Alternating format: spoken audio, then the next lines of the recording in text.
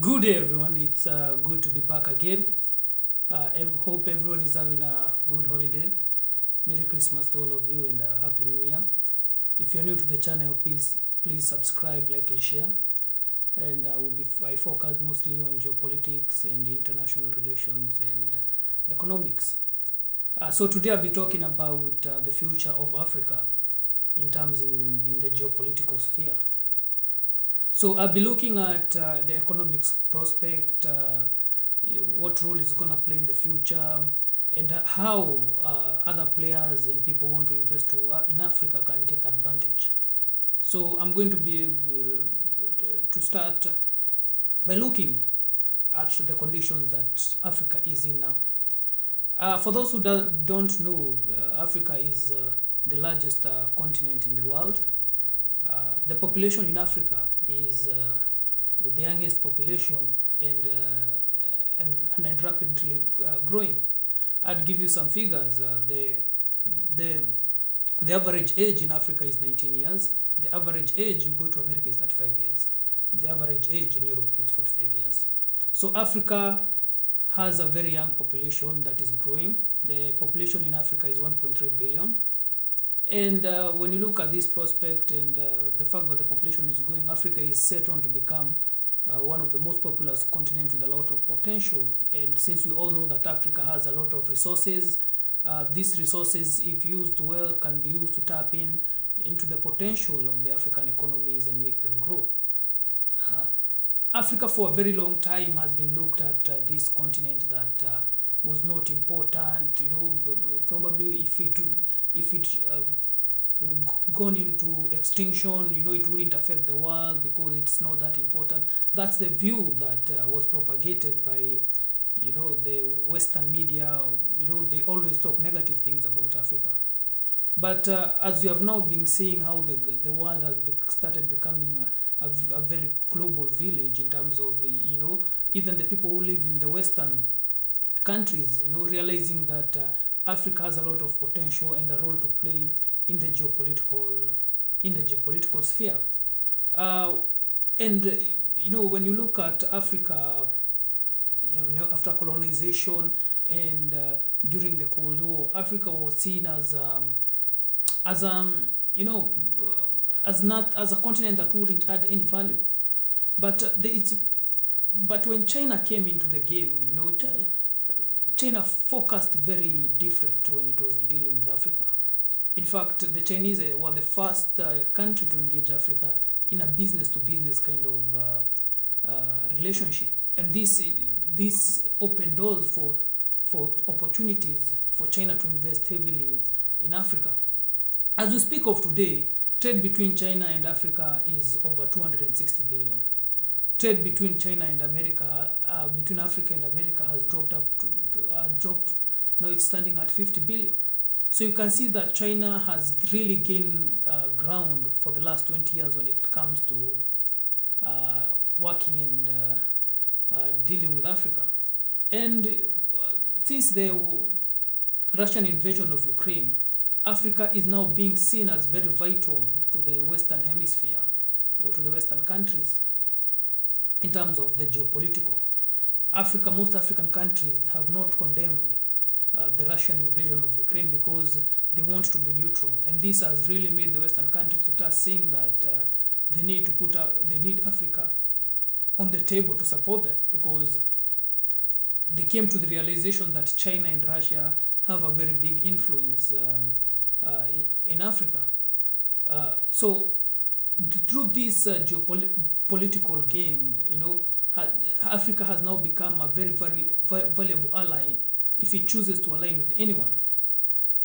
The other day, the Western countries announced they were starting their own Belt and Road Initiative. The Belt and Road Initiative, for those who don't know, it's the infrastructure projects that China has been doing all over the world, especially in Africa, building ports, railways, to interconnect these countries in terms of trade so that they can grow their manufacturing sector and look for markets. The Western countries, President Biden announced they were starting a REVOL kind of project, a Marshall Plan kind of project for Africa. It's called Build Back Better World, in terms of The governments plan to invest also 1 trillion, 500 billion to 1 trillion in projects in Africa that promote clean energy, democracy, and all these packages. So if you look, you can clearly see that Africa is where the future is, and it's one of the last continents that has been very underdeveloped, and everyone wants a slice of the cake, so that when it reaches that point where Africa is growing, these superpowers can benefit. And when I look at Africa, I see it as the next China. As I said, the population is very young, so it means that when the manufacturing sector in China becomes very expensive, most factories, or India, most factories and most industrial facilities are going to be pushed to Africa. The labor in Africa is very cheap. There's a lot of opportunity. Africa still has issues with infrastructures of railway, aeroplane, roads. In fact, they are saying the next biggest market of airlines is in Africa, because African airline transportation there's a very big opportunity, and in future a lot of Africans will start traveling across Africa, and that's the biggest market. If you look at railway, if you look at road, the other day in 2020, the African Union and through African countries agreed to do the African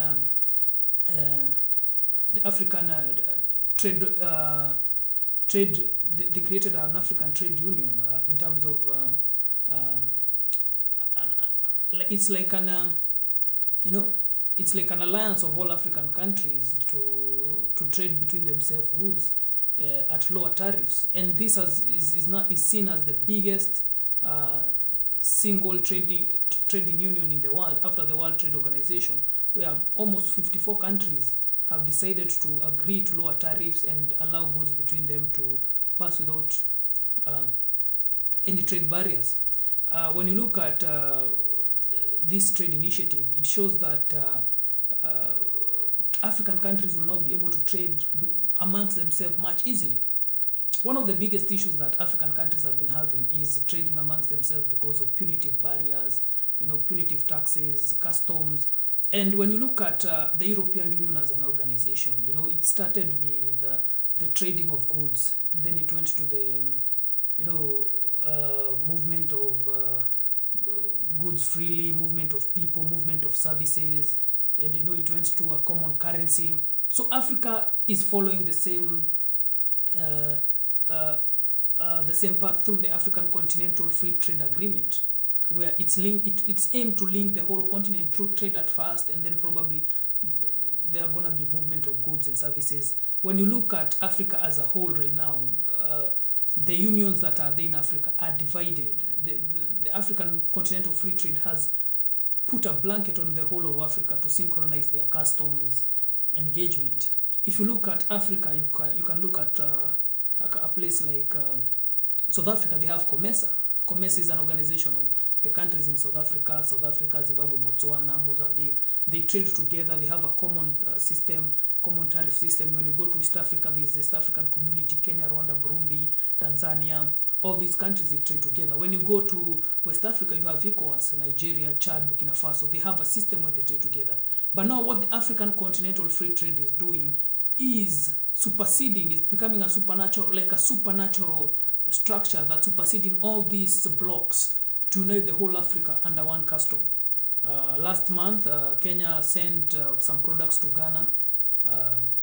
Rwanda also sent some products to West Africa. So there is that initiative to try and now promote trade amongst African countries. Remember, trade amongst African countries is less than 15%.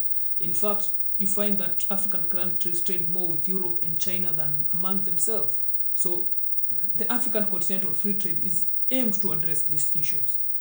Even though there are issues of infrastructure, like I said, air transport is still very expensive in Africa. The roads are not good.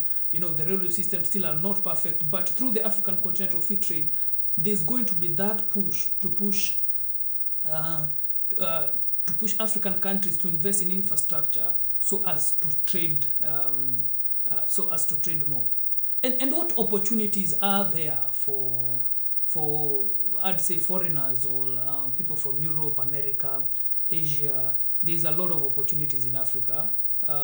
You know, there's this saying that says if you read the news, you're misinformed. If you don't read the news, you're uninformed. So if you keep on watching the news, you might be misinformed about Africa.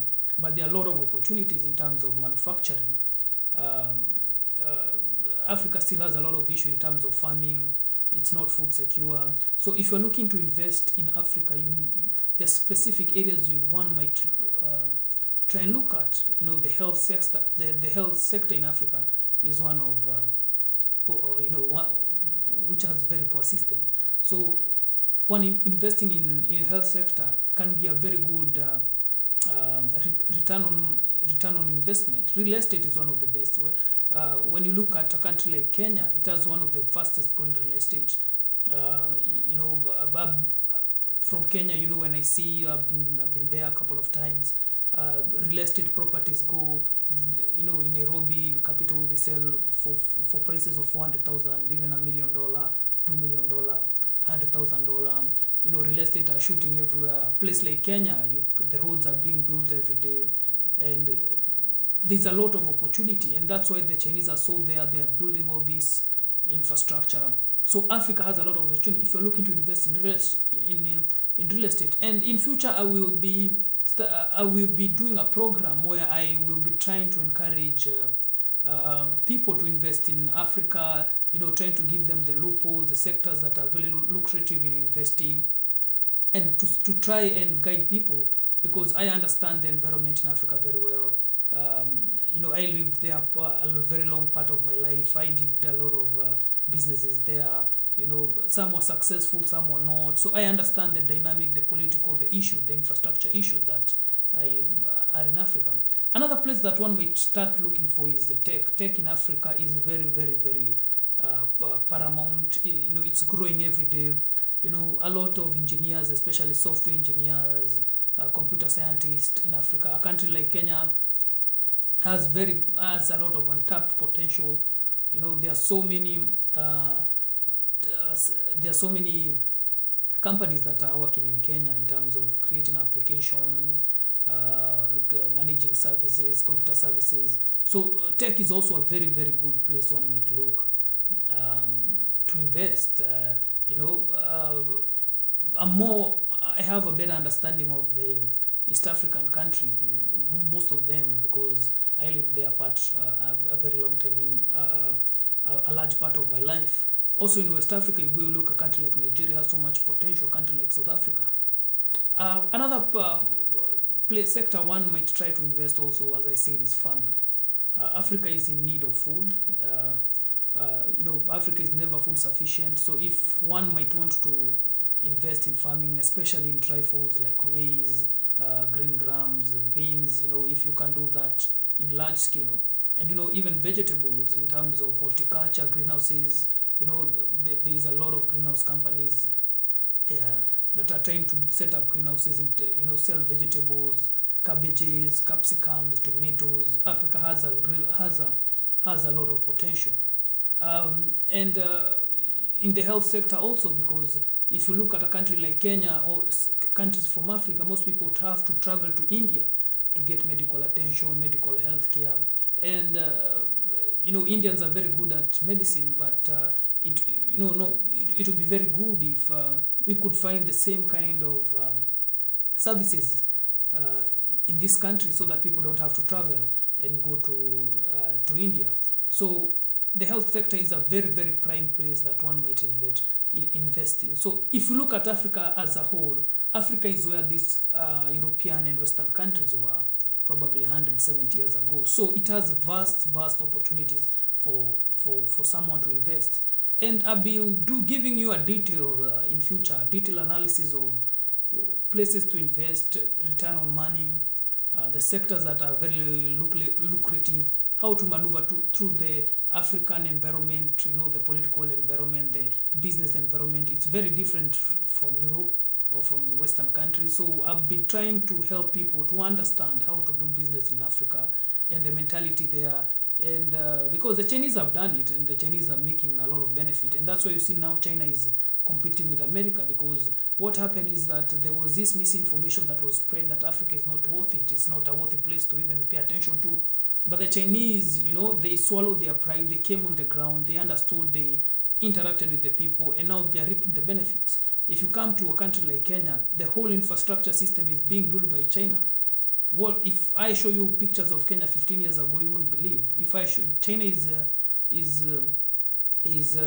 raining infrastructure havoc on Africa. Left, right, and center, ports, dams, everything, and I would love also other players to come and also play a part in this investment, because my fear is that also depending so much on one country can have issues. We want more players to come and invest in Africa, and so that we can all benefit.